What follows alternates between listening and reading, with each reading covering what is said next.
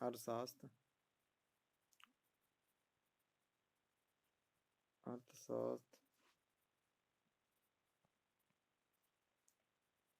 अर्थशास्त्र, कक्षा 12, पाठ 1। पाठ का नाम है अर्थशास्त्र का परिचय।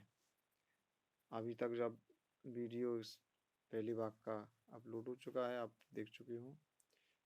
भाग 2, आप पहले पार्ट का लास्ट भाग देख रहे हैं। ये पार्ट बस इसी तक समाप्त हो जाएगा। चलिए पहले क्वेश्चन पे चलते हैं। तो बच्चों ध्यान देना, पहला क्वेश्चन है अर्थशास्त्र की विषय सामग्री या भैया विषय वस्तु का उल्लेख कीजिए। अर्थशास्त्र की क्या आ जाए, विषय सामग्री आ जाए या विषय वस्तु, बात एक ही है। तो इसमें आगे दिया गया है अर्थशास्त्र की विषय वस्तु को निम्न प्रकार से वर्गीकृत किया जा सकता है। पहला भाग है व्यष्टि अर्थशास्त्र में।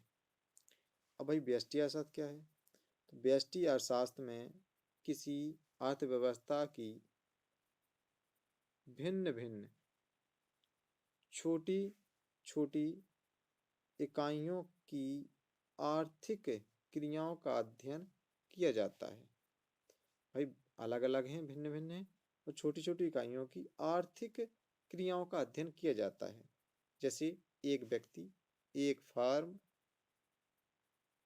ये फर्म है, फर्म, एक उद्योग आदि। इसे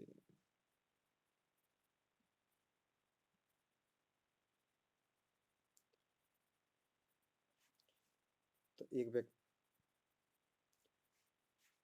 व्यक्ति और एक उद्योग। समष्टि अर्थशास्त्र में मतलब किसी एक व्यक्ति के एक इकाई का अध्ययन किया जाता है। अगले पे चलते हैं। दूसरा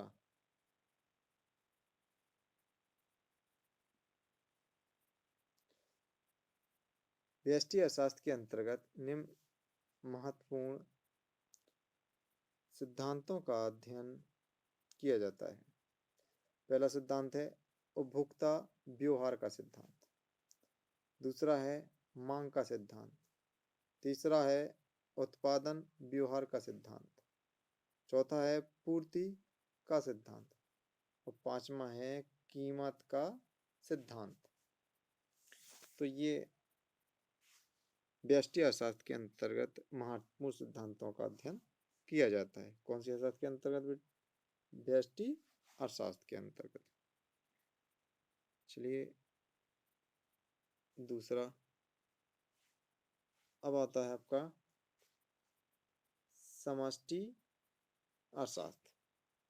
भाई इसमें काय का अध्ययन किया जाता है, तो समष्टि अर्थशास्त्र में आर्थिक व्यवस्था का अध्ययन संपूर्ण अर्थव्यवस्था को ध्यान में रखकर किया जाता है।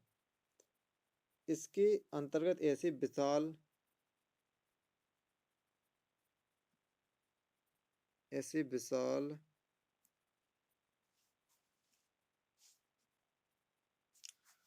तो विशाल समूहों का अध्ययन किया जाता है जो संपूर्ण अर्थव्यवस्था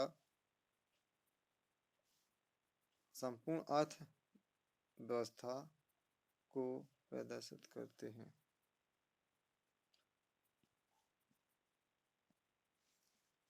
जो संपूर्ण अर्थव्यवस्था को प्रदर्शित करती हैं। इसमें जैसे कुल रोजगार, कुल उत्पादन, कुल आय आदि का अध्ययन किया जाता है।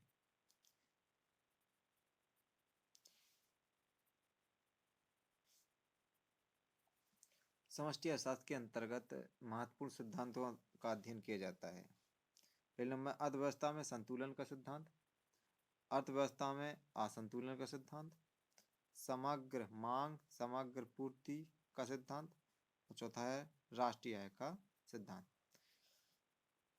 इसमें इस तरह से स्क्रीनशॉट ले लिया करो जिससे आप लिख कर भी थोड़ा अध्ययन कर सकें। अगला क्वेश्चन,